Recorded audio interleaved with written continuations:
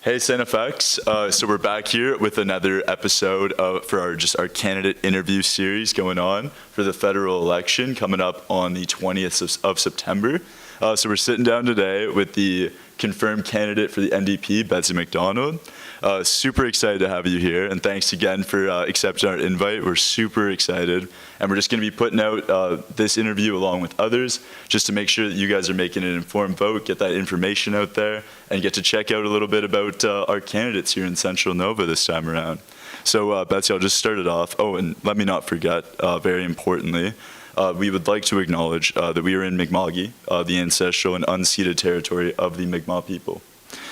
So yeah, just to start off this interview, Betsy, I'm just gonna ask you, would you mind telling us just a little bit about yourself, like hometown family-wise, maybe some school in there, whatever you choose, and then maybe what drove you into the world of politics? Absolutely. Thank you so much, Ben. It's a pleasure and a thrill to be here. I'm so glad that you've been organizing these interviews and your Get Out the Vote effort. And yeah, it's just super important. And you know, this is such an important election, and the youth vote is going to make a huge difference.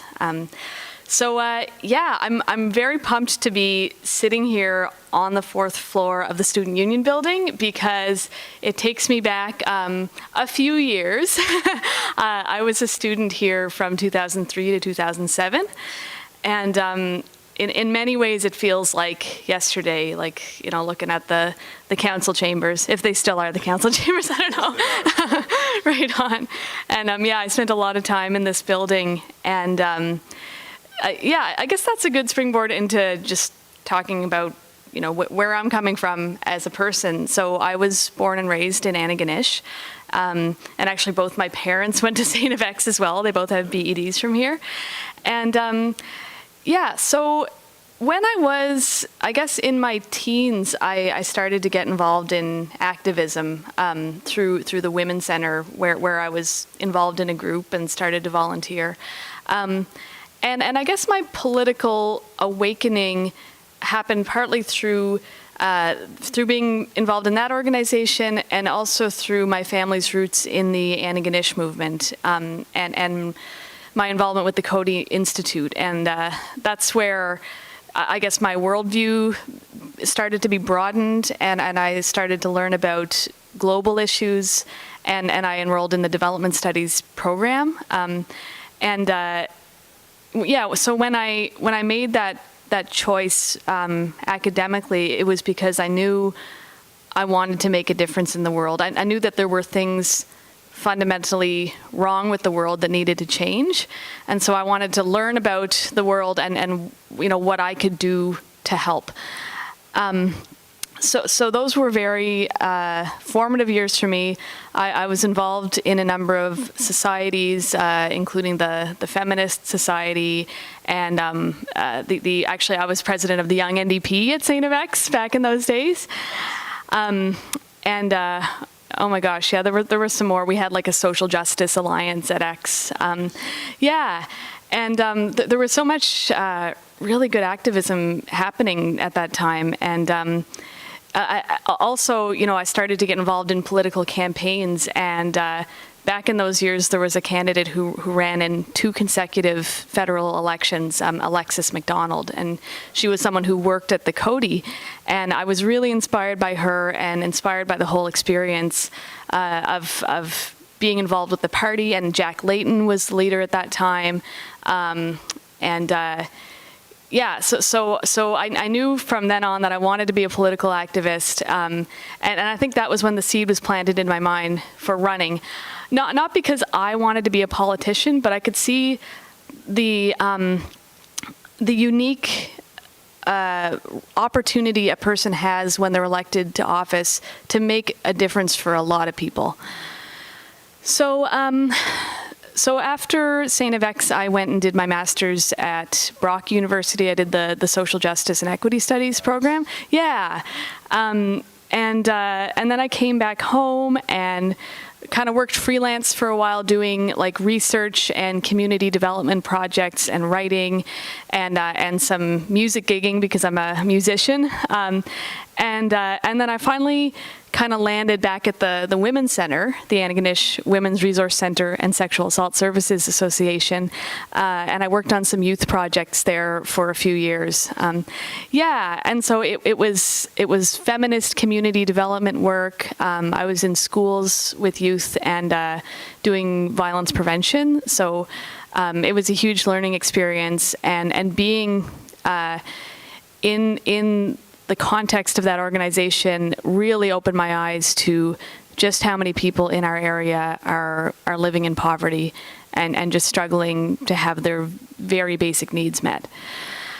So anyway, to make a long story short, I ended up getting involved with the provincial NDP when Gary Burrell became the leader, and for the last 5 years I've been working with the Nova Scotia NDP caucus, which is super fun. My colleagues, almost all of them are in Halifax, and so I'm in kind of a virtual office. I work from home, and it's great because you really, in that work, you get to see how elected officials can make a difference, even when they're not on the government side, even when they're an opposition party.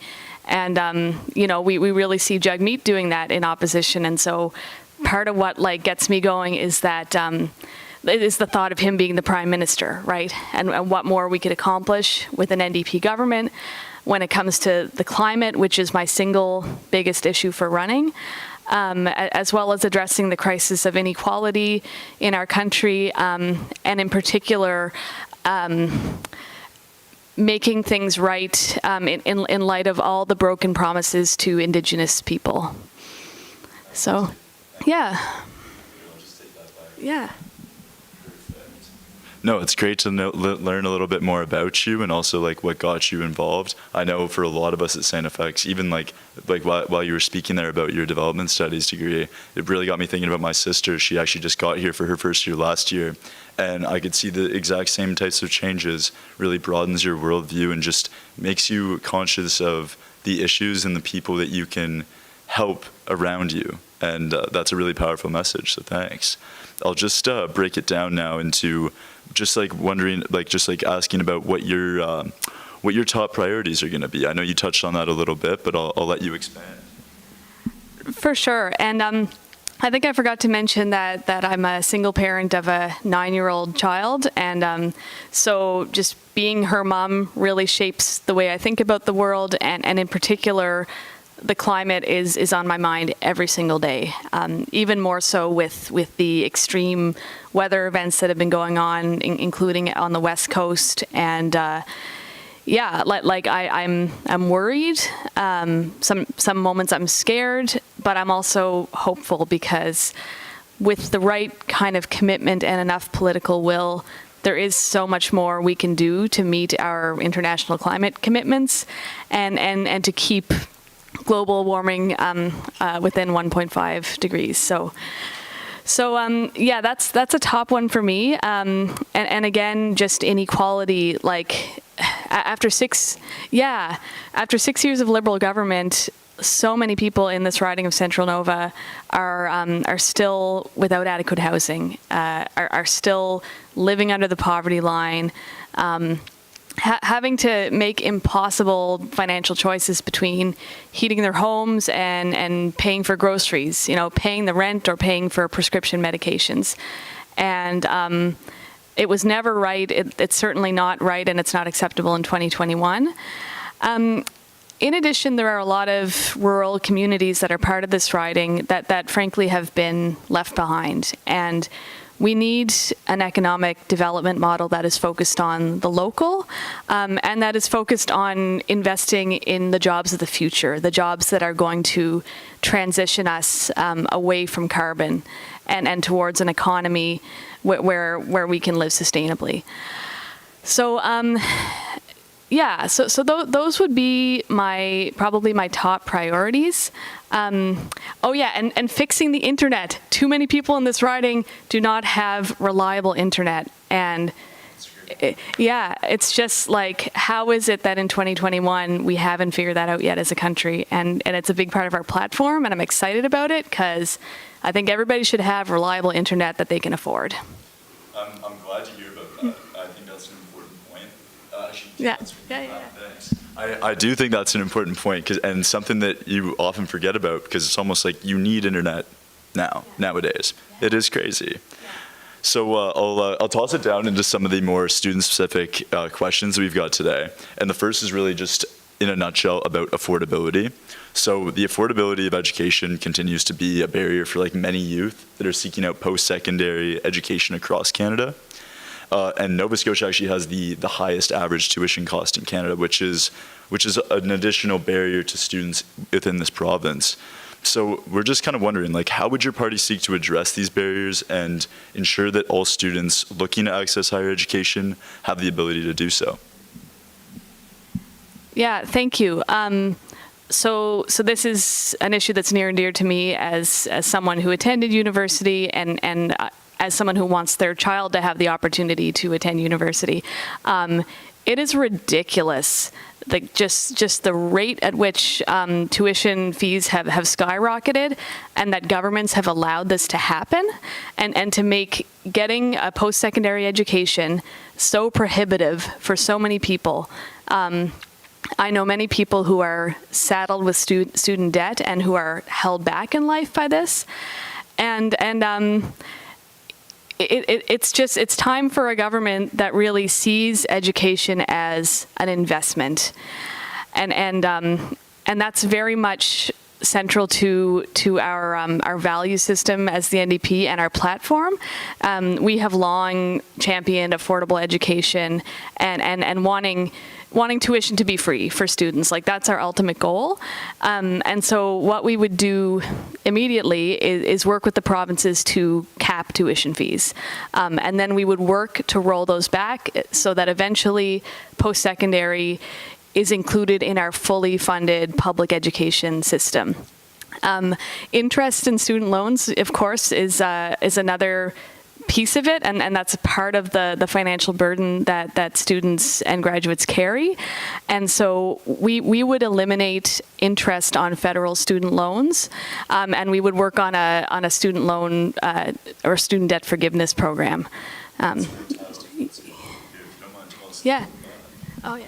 I've just got that actually almost covers like my next question for you, which was like, and basically just like highlighting that, yeah, like many new graduates often end up delaying like big aspects of their life, like buying a house, starting a family, due to those high levels of debt, just as you were saying, like right after they graduate.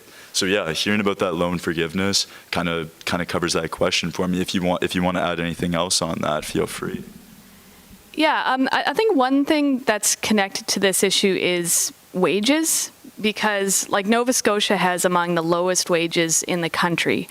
And so this contributes to a brain drain. You know, people come out of school, they need to make money to pay off their debt to get their lives started, and so they go elsewhere where the jobs are and where the better wages are.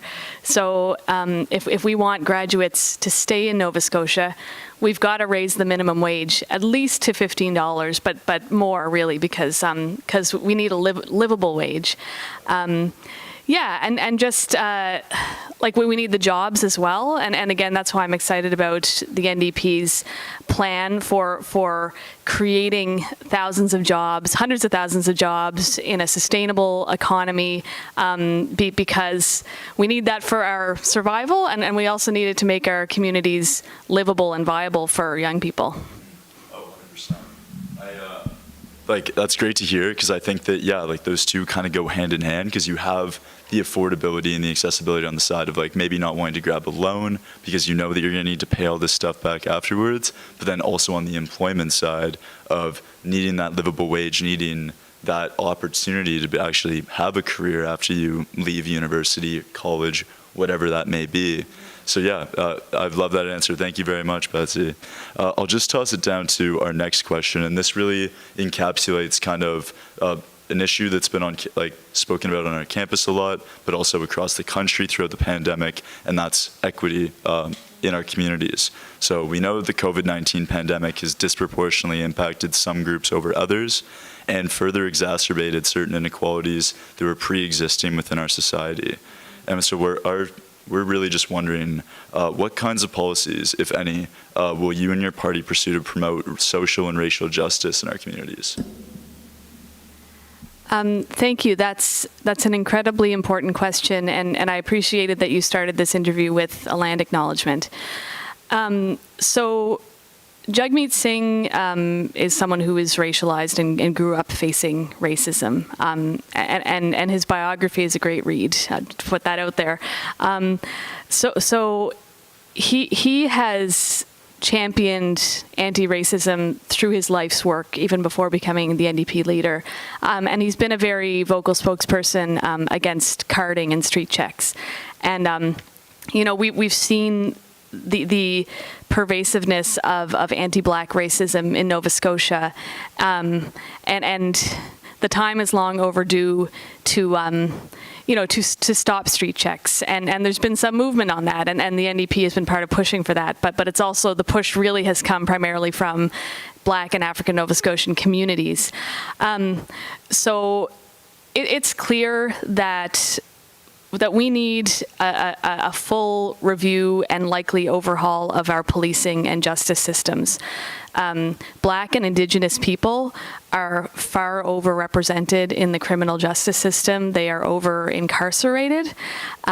We know that police violence against racialized people is systemic, and so we need to really take a serious look at how policing is being done, and the NDP is committed to doing that work of reviewing and changing the policing and justice systems. And it's important for white folks like myself to actually take a step back and listen and pass the mic to those who have lived experience. So, of course, something that's on a lot of people's minds is the recovery of bodies from mass graves at residential school sites. And this didn't come as a surprise to many Indigenous people whose family members attended residential schools. Nonetheless, it has been sort of a moment of reckoning for the country when it comes to this notion that somehow white Canada has made amends with Indigenous people. There has been a fundamental betrayal of trust between Canada's government and Indigenous people. And when you look at the 94 calls to action of the Truth and Reconciliation Commission, many of those remain unfulfilled after 6 years of Liberal government. Many of the calls to justice of the missing and murdered Indigenous women, girls, trans, and Two-Spirit inquiry remain unfulfilled. And so we don't need to reinvent the wheel. We need to, the collective, but also the government, those leading the country, need to heed those calls and really listen and really be committed to doing what's right, including respecting treaty rights. Fantastic. Yeah, thanks a ton, Betsy. No, I love that answer. I think that, there's very many great policy points that you brought up within there that really reinforce social and racial justice in our community across the country. But then also speaking more about passing the mic, being the one to step back, acknowledge that there are these systemic issues within almost everything that we do, and basically being able to understand that we need to be passing that mic to those who are most impacted so that those solutions are coming from the people that are actually being affected. I really enjoy that point. Thank you. So our last really student focused question is about the climate. So another issue that's been at the forefront of conversation on our campus across the country for the past few years is climate change. But it seems that conversation just keeps going, and it's tough to get that action going. Youth will be disproportionately impacted by the drastic changes in our environment, and this will increase exponentially as the years go on, as we've chatted about a little bit. What ideas would you and your party look to develop in order to confront this climate emergency head on?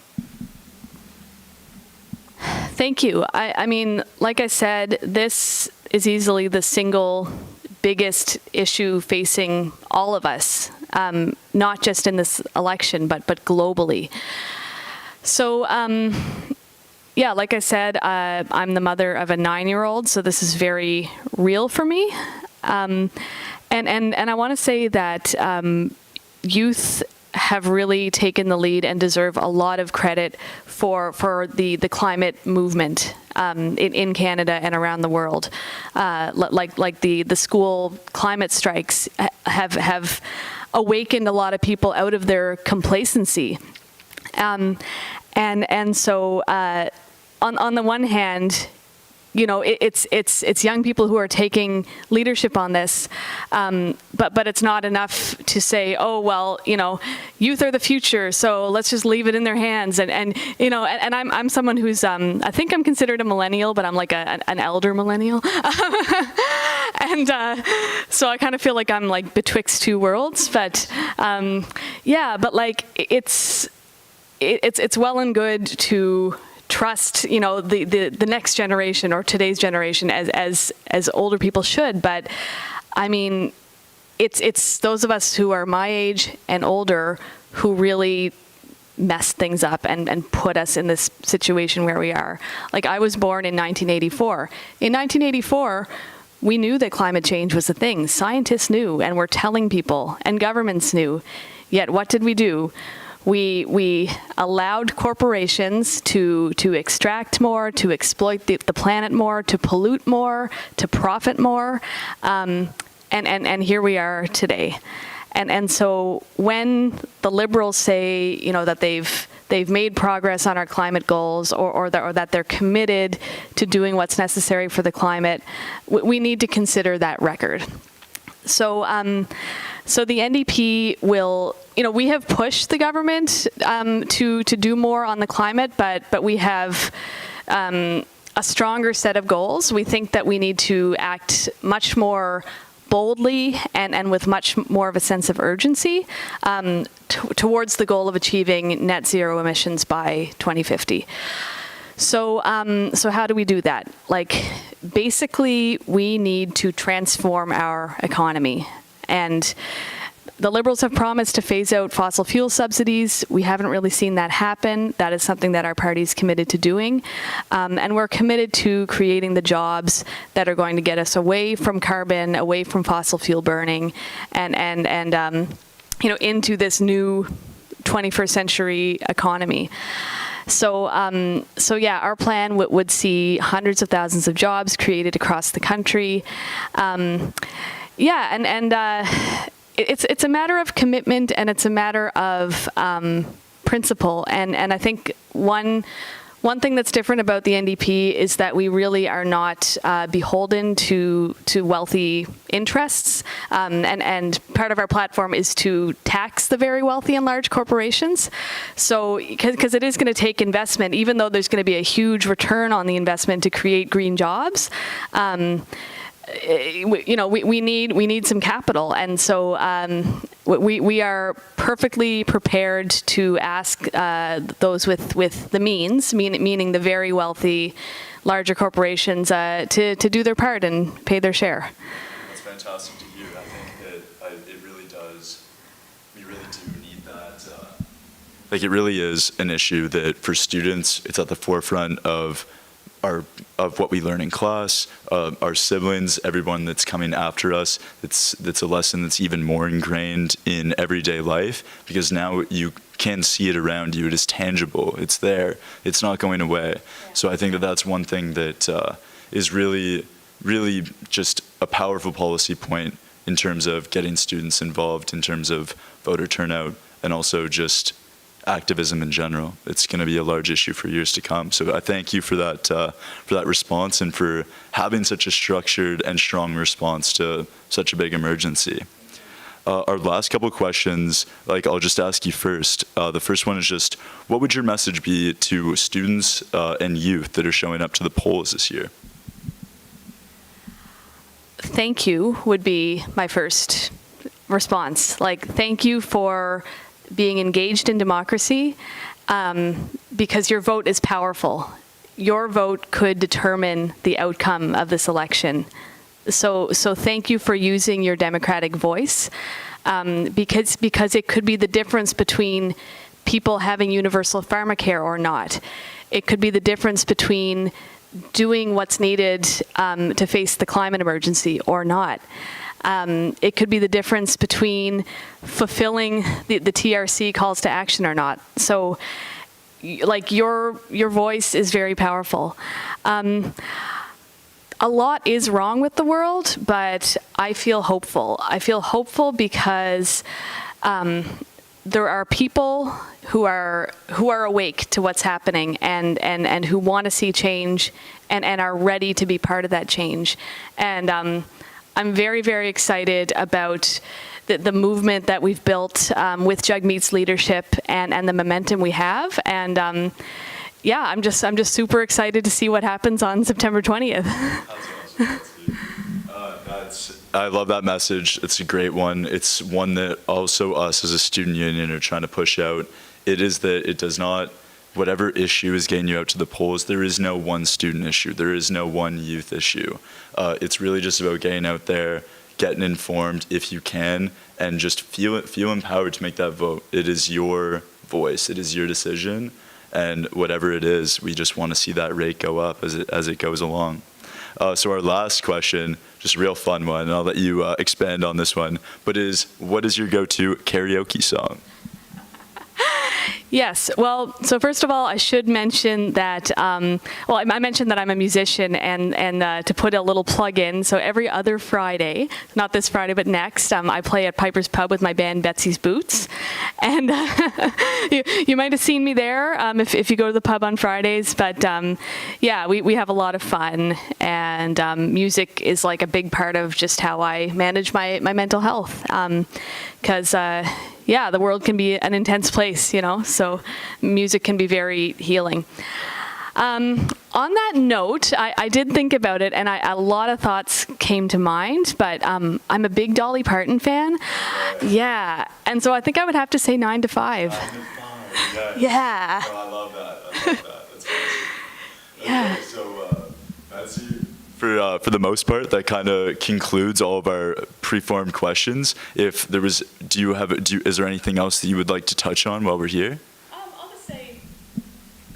I just want to say, like, good luck with the school year. Last year was, I don't know, it was tough. It was tough for students, and I'm hoping that this year, with more people being vaccinated, we'll have a bit of a smoother go of it. And thank you for doing your part to contain COVID-19.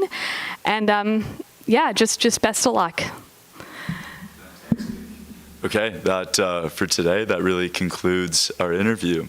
So I'll just put a message out there. I hope that all StFX students can get a great watch of this, and the rest of our interviews. We'll be coming along with a couple more as we go along, but we're really just excited. Get out there, get informed, get empowered. Can't wait for Election Day, September 20th. See you there.